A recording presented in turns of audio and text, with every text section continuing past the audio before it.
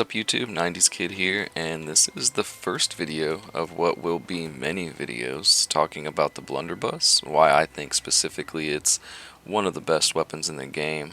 But in terms of burst DPS, it's at the very top. There's nothing that even compares. It's not even close.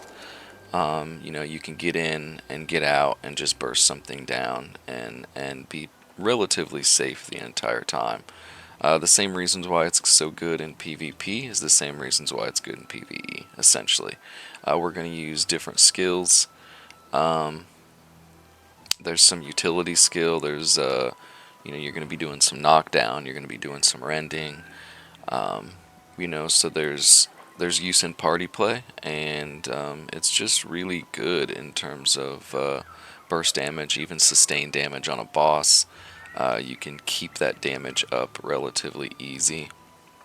I've done this up to M2, and you don't have any issues with it. There have been times recently where I think there's this stigma that when you don't see a rapier or you don't see a greatsword, I think a healer or a tank will just immediately be like, oh man, like I'm backing out. The DPS is going to be terrible. I just don't think they know. It's nothing against them. I just think that the meta kind of controls any game that you play. And right now, the Blunderbuss is not in the meta. But I think it deserves to be. And hopefully with these videos, we'll be able to change that. And so yeah, right now I'm in Cutlass Keys, which isn't like, it's not like a hard place to play or nothing like that, but it's certainly not easy.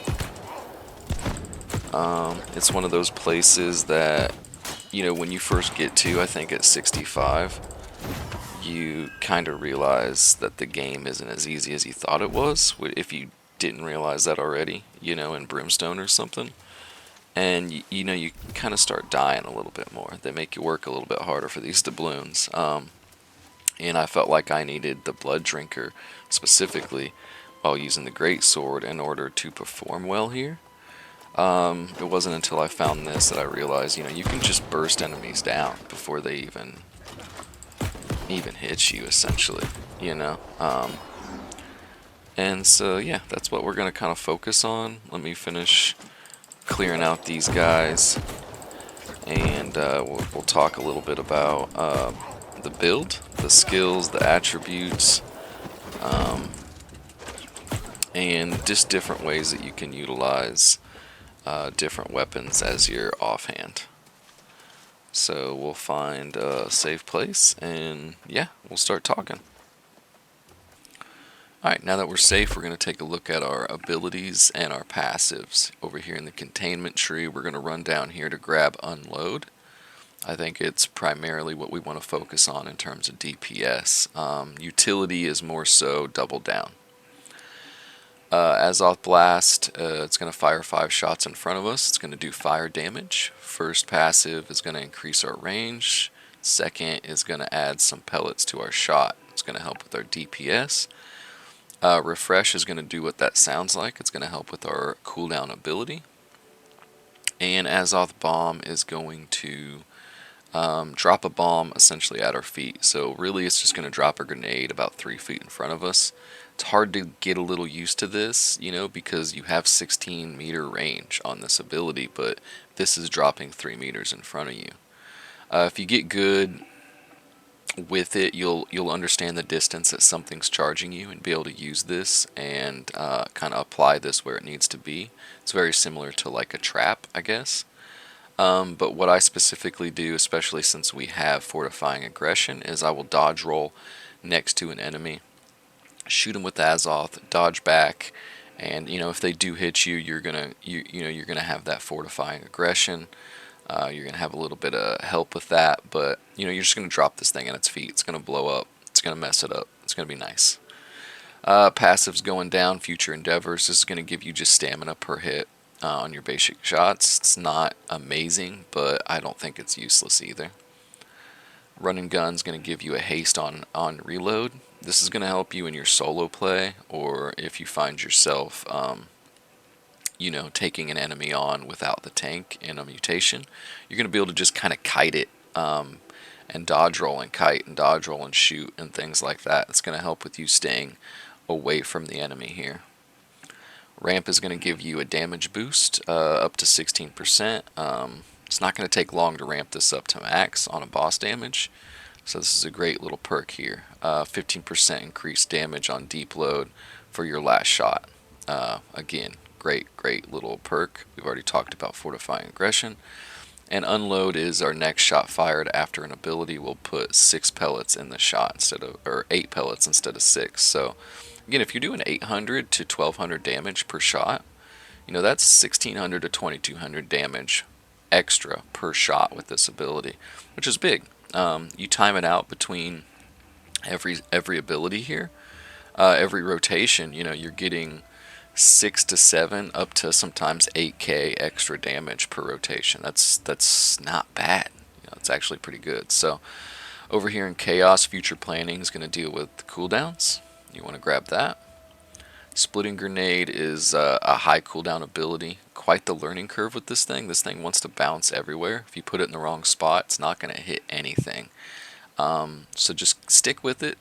Focus on what you're doing with it.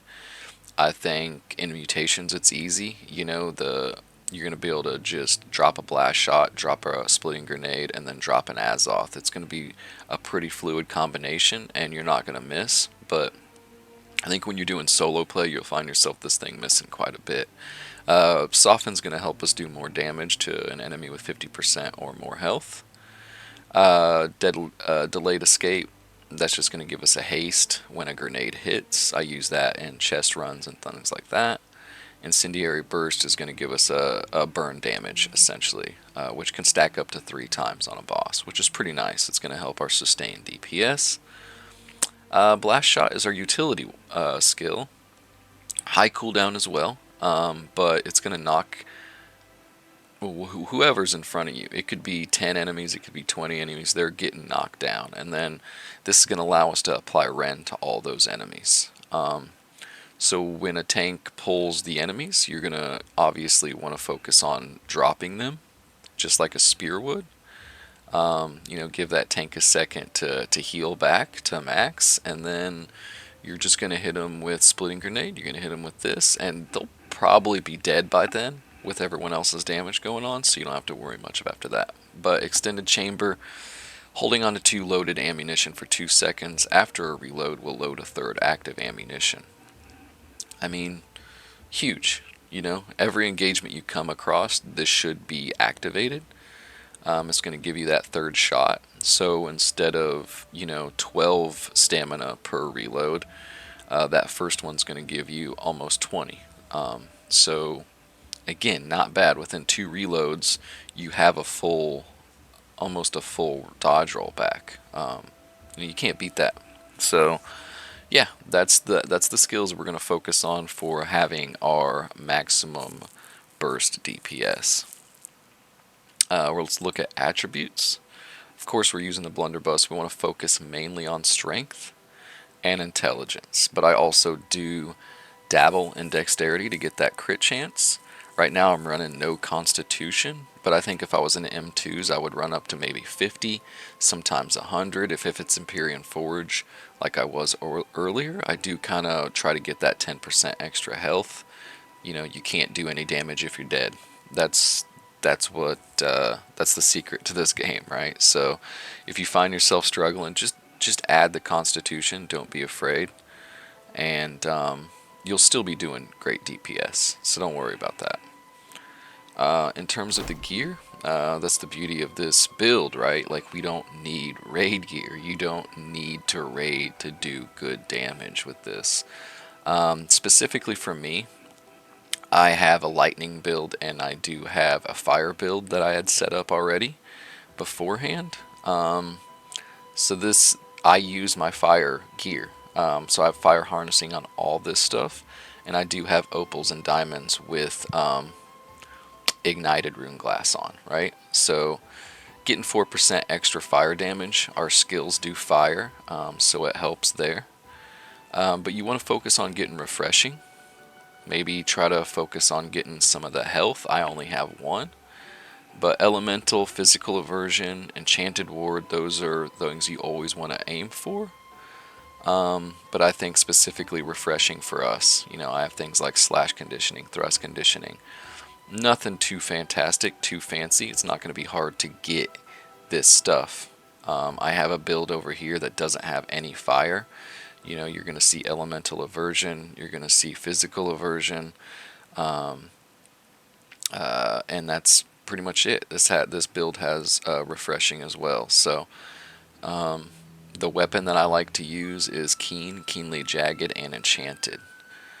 I always slot a moonstone. We have 2 high cooldown abilities, so having that big damage boost when your abilities are on cooldown, you're going to have 4 to 5 shots every time you use Azoth that all your abilities are on cooldown, and then you're going to have that rotation of extended pellets, 8 pellets per shot. So it's going to even out. You're going to be doing just really good DPS throughout. I use a boreal rune glass here, so my build is going to drop with keenly jagged. It's going to drop a bleed, it's going to drop a poison, and my abilities are going to drop a burn. So I have 3 dots going on. Again, sustained DPS. It's going to help out with all that. I use the Inferno as my second hand. It's not something you need. Another video I will go in on the abilities I use with the Inferno, but you can use whatever you want to use. I've used hatchets. I've used great swords. I've used hammers. Hammers are really good in terms of utility. I think right now I'm focusing on major DPS, but I think having that utility weapon as your offhand is what you want to focus on. Just being able to add something else to the party because you're doing such good damage already I think should be your primary focus. Heart Rune is just whatever you prefer. Right now I'm using Stone Form because I can't stay alive in certain phases of a boss fight and can stay, I guess, in zone and continue DPSing with it. If I had a primary party that I played with and I knew I didn't need it because the healer had my back, I would probably focus on Vines or Firestorm, I guess. I'm using Empty Hearth right now for the flame protection because Empyrean Forge, of course, but just use whatever amulet benefits you the most in whatever content you're playing. There's nothing special going on there, right? Like, Empowered isn't necessary. We don't have a lot of empowerments with Blunderbuss, so that's not necessary. Soul Shroud Ring is something I just recently added. I think it might be one of the few best in Splot things that I do have. You're going to heal, you're going to have thrust damage, and you're going to have Hardy. Hardy is a must. Getting that extra dodge roll is huge. Thrust damage is huge.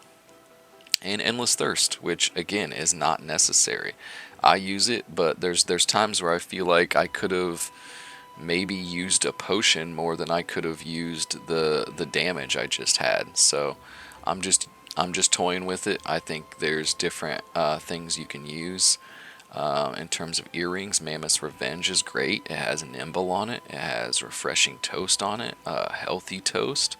Give you another little boost of health with that mana potion. I mean, just use whatever you specifically want. I don't think there's any specific way you need to be rolling with this. Other weapon choices, I would say Keen, Vicious, Keenly Jagged is a great combo. Again, this has an ignited rune glass in it. This is my Fire Blunderbuss, where I have a Ruby and Ignited in it. It has Keen, Abyssal Attunement, and Enchanted on it. Oddly enough, this doesn't do as much damage as this. Now, is it because the Moonstone? Probably. It does decent damage, especially in dungeons like Glacial Tarn, where that first boss is weak to fire and thrust. So we can dabble with that a little bit, but I think more often than not I'm going to stick with that. over here on this build, I do have Keen Vicious, Keen Leap Empowered. So that's one of the few empowerments you're going to have is with Keenly Empowered. Again, this does great damage. You're not dropping as many dots. I don't think the sustain is as high, but it's not far behind. It's not something you need to worry about. If you can find any of those, I think you want Keen. I think you want Enchanted or Vicious or Keenly Empowered. So I think that's what you want to focus on in terms of this build. But yeah, that's where we are. And again, the next few videos I do, the next one is going to be breaking down numbers. It's going to be breaking down combos, what you want to do when you come across an enemy, the combo that I specifically use to maximize damage. We're going to be talking numbers specifically, though. We're going to compare numbers to Greatsword. We're going to compare DPS, as in we're going to break down frame by frame how long it takes to swing a greatsword, how long it takes to get through a combination with an evade rapier, how long it takes us to get through our combination, and we're going to compare the numbers frame by frame, you know, and those are going to be a little bit longer. It's going to take me a little bit longer to get those. This isn't what I specifically do. I have a real job. I don't get to play but a couple hours a night, so these things will take a little bit. And hopefully you'll stick with me, and you know, we can change the tide with the opinion of a blunderbuss in PvE, because it's pretty unfortunate that people see this thing and they think, our damage is gonna suck, when in fact it's like, nah. Like if you had honestly 3 people running a blunderbuss, you would just annihilate a boss. Annihilate. I've seen it firsthand. And you just completely charge through expeditions. It's not even funny. So anyway, that's where we're at, and again, hopefully you guys will stick with me through this little journey of exploration, and to bring light the beauty of the blunderbuss. So we'll see you next time. I'm 90s Kid, and I'm out.